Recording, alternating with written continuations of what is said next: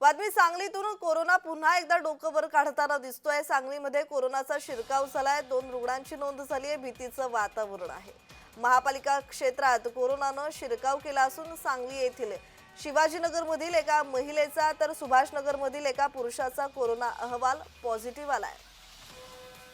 आणि या संदर्भात अधिकची माहिती देतात आमचे प्रतिनिधी दीपक चव्हाण। दीपक, पुन्हा एकदा आता कोरोना डोकं वर काढताना दिसतोय आणि त्याचबरोबर सांगलीमध्ये सुद्धा कोरोनानं शिरकाव केला। या संदर्भातला अधिकचा तपशील आता महापालिका प्रशासन आणि तिथलं प्रशासन कशा प्रकारे अलर्ट मोडवर केलाय?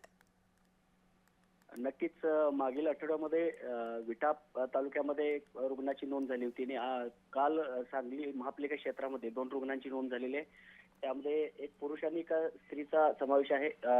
या दोघांवरही सध्या उपचार सुरू आहेत। कोणत्याही प्रकारे धोका या दोघांना नाही आहे। मात्र कोरोनानं आता शिरकाव केला ही परिस्थिती या सांगली महापालिका क्षेत्रात सुरू झालेली आहे।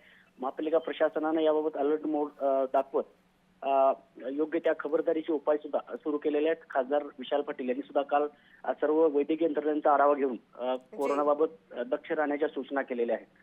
जी जी, धन्यवाद दीपक, तुम्ही दिलेल्या माहितीसाठी।